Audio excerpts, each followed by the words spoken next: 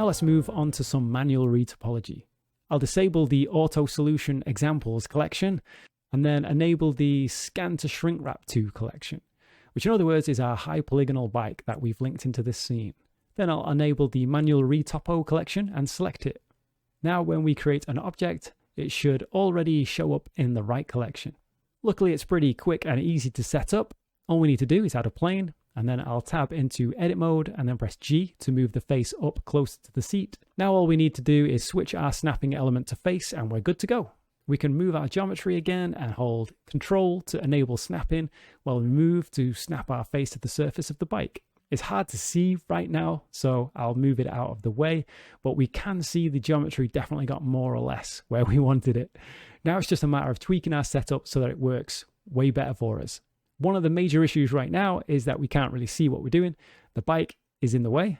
To help with this, we can find the Object tab in the Properties window and go down to the Viewport display area and enable In Front. Now Blender will draw this mesh in front of our high poly bike mesh so that we can see our geometry even if technically it is beneath the surface of it. The next thing is that when we move and hold Control to snap the selection, the whole selection is moving while the individual vertices aren't really snapping to the surface. So this is fine if we were just going one by one, but here at times we may want to snap larger sections in one go. So for that, we'll need to enable Project Individual Elements. Now when we press G to move and then hold Control, we'll see that every vertex in the plane we're moving here gets snapped to the surface. Next, we're going to be doing a lot of moving, so let's enable the snapping to be on by default for us. We can also toggle this on and off with the Shift Tab shortcut key.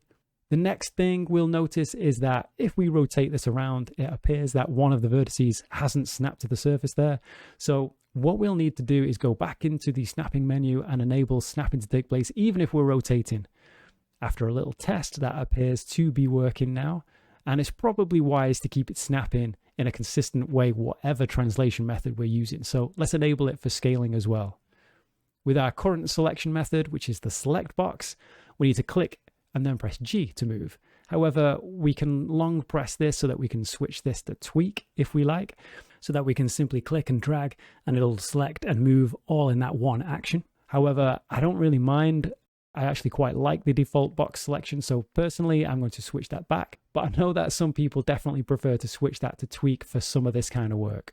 Next, we'll add a shrink wrap modifier to this object and find our high poly bike as the target.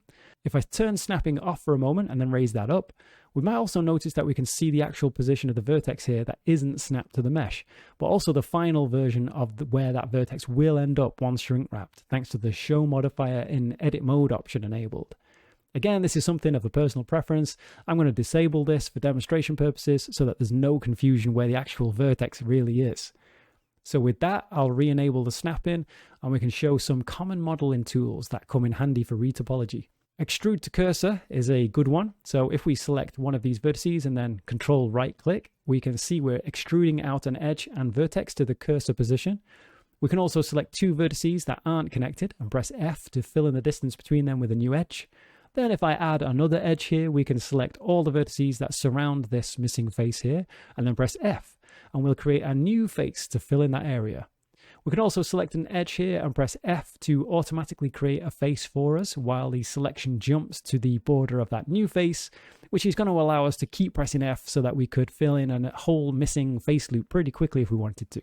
Another modeling option here is to open up our preferences and make sure that within our add-ons we have our F2 modeling add-on enabled. That means we'll be able to select a single vertex such as this one, and when we press F, Blender will create an entire quad from it. To help with the visibility of what we're working with, we can come over to the object properties and change the color to something else. Then if we switch from material to object, we'll see that color change actually take effect. Now it becomes really easy to see where we might have missed filling in any faces. Next, it's worth setting up some quick favorites that we can get to with the Q shortcut key for some of the options that we'll be wanting to toggle from time to time. The main one for me anyway would be the in front option that we have in the object viewport display properties. To add it to our quick favorites, all we need to do is right click the checkbox and choose, perhaps unsurprisingly, add to quick favorites. Now when we press Q within the viewport, we can toggle that setting on and off from here. We have quick favorites for each mode, So when we tab back into object mode and press Q again, we'll see that the in front option is no longer there. So we'll need to add the in front option to the quick favorites there too. Now we'll be able to get that with the Q key in both edit and object mode. The other useful setting can be found in the viewport overlays called hidden wire. This will temporarily hide all the faces of our object so that we can get a clearer look at the surface we're snapping to. This also works on the back faces too. So if we have back face culling switched off, we'll see that the hidden wire option can still have an effect there also. So with that, let's right click the option and add it to our quick favorites and then test that we can get to it with our Q key, which we can. The next thing I'd like to draw some attention to is in the preferences. So first I'll subdivide this geometry a bunch of times and then press F4 and select the preferences. Then in the themes tab under the 3D viewport section, right at the bottom, there's a section where we can set the size of the vertices. If this is too high, we can just get a black mush. So in some cases, we might want to adjust this down if we're working with something super dense. I'm going to leave this here at 3 though. All right, so let's undo a bunch of steps with Ctrl Z to get back to the unsubdivided geometry. And let's point out a couple of useful visualization hotkeys, such as Alt Z to toggle our X-ray mode. That's the same as clicking our X-ray button up here in the top right. Sometimes if the parts of the mesh are obscuring what we need to be looking at, then we can use the clipping view with Alt B, and then left click and drag out a portion that we want to clip to. To exit the view, we just need to press Alt B again. Other useful views to switch to from time to time are the flat shading view and the vertex view. We can also get a very diffuse look by switching off the specular lighting in our solid shading view here, just so any highlights don't obscure the clarity of the shape. The specular highlights can sometimes help to describe the shape, so this is one of those that it's good to know it's there if we need it. Alright, so with that, let's get ready to retopo this bike seat.